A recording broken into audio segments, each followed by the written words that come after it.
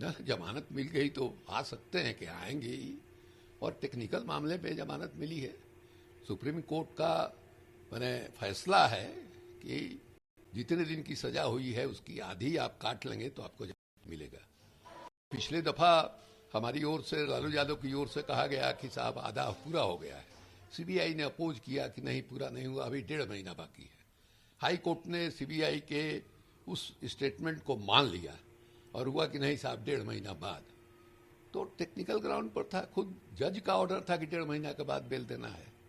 तो technical ground पर supreme court के उस ये मिला और लालू यादव को जमानत मिलने से मैंने बहुत खुशी है। हम ये कहेंगे कि पिछड़े तबकों में, दलितों में जो लोग लालू यादव को वोट नहीं देते हैं किन्हीं कारणों से, आज वो लोग भी माने भीतर भीतर चाह रहे थे कि नहीं लालू यादव को जमानत मिल जाए। और लालू यादव के प्रति लाख कोई कहे, उनके में एक इज्जत का भाव है, इसलिए कि उनको लगता है कि इस आदमी ने हमको जबान दिया, इस आदमी ने सर उठाकर चलने का स्वाभिमान हमारे अंदर पैदा किया। अब किन्हीं कारणों से लालू यादव के राजनीति से मतभेद होने के कारण या साझेदारी नहीं मिलने के कारण भले इनसे अलग हो गए होंगे, लेकिन लालू यादव के प्रति मन में आदर, माने उनके प्रति सम्मान और उनके प्रति संवेदनशीलता पिछड़ों में, और न सिर्फ बिहार में बल्कि तमाम जगहों पर सामाजिक न्याय का एक योद्धा के रूप में तो उनको जाना ही जाता है।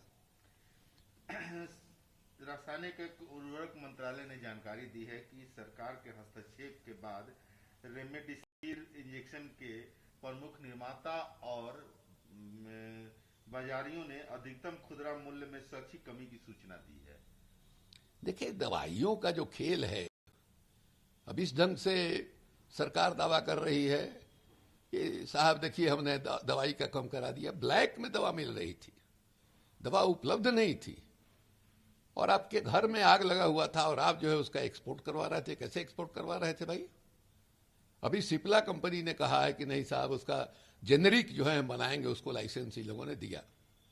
और सिप्ला ने ऑफर किया है कि हम सीधे अस्पताल को देंगे, वो एजेंट के और दुकान के माध्यम से नहीं बेचेंगे। जिसको जरूरत है हमारे यहाँ ही करें, हम उनके यहाँ भेजवाएंगे। और सिप्ला कंपनी आजादी के आंदोलन में जो मैंने स्वदेशी आंदोलन चला था गांधी जी के नेतृत्व में, उस समय विदेशी वस्तुओं के बहिष्कार का नारा दिया गया था, उसमें दवाई भी था।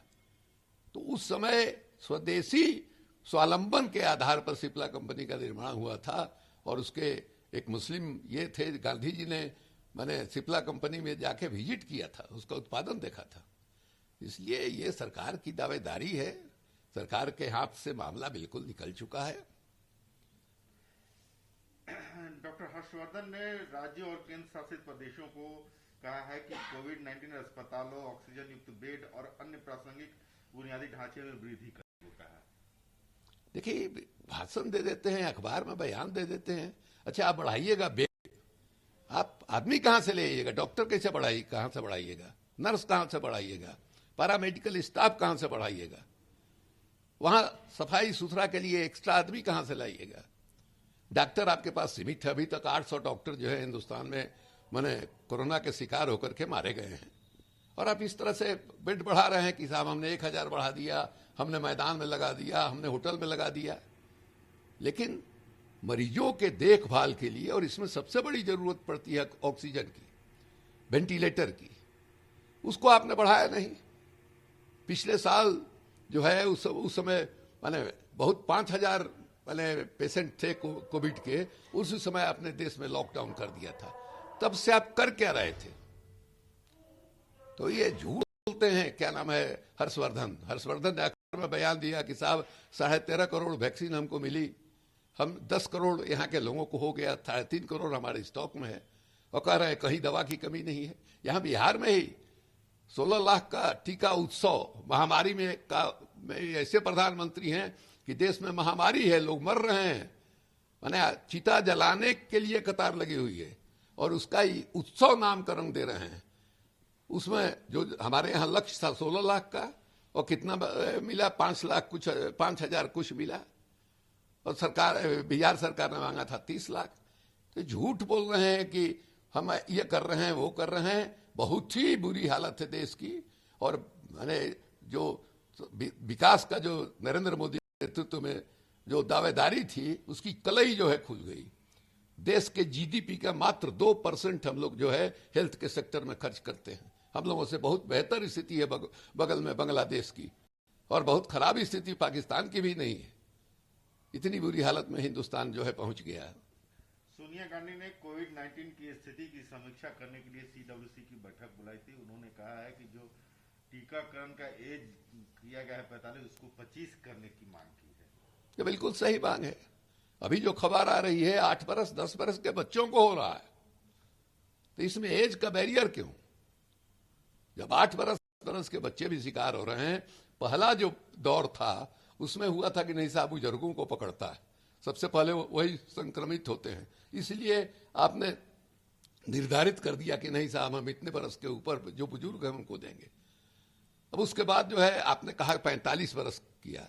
45 बरस तक के लोगों को भी जो वैक्सीनेशन का इनके पास क्षमता नहीं है, ताकत नहीं है।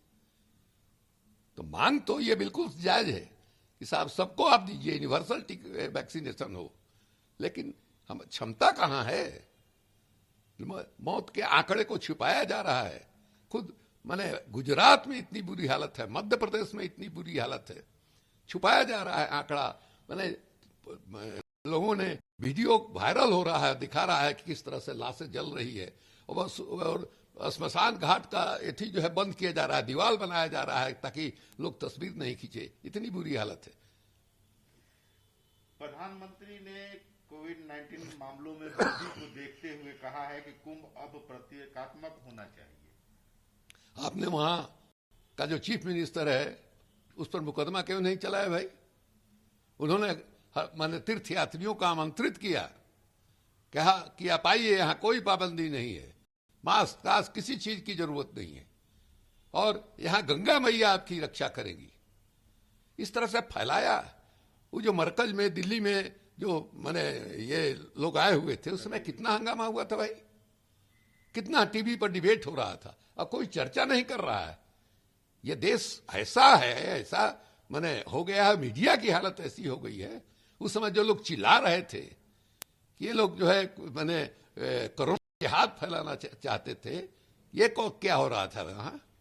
और प्रधानमंत्री खुल बोल रही है, और प्रधानमंत्री गृह मंत्री चुनाव एक साथ क्यों नहीं भाई? बाकी तीनों फेस, और आज निकाले हुए हैं रैली, वहां बड़का रैली निकला हुआ है। 400 गुना जो है कि मामला बढ़ गया है बंगाल में कोरोना का, और सिर्फ इन लोगों के रैलियों के चलते। देश का गृह मंत्री जो है बिना मास्क के गली गली घूम रहा है, पर्चा बांट रहा है।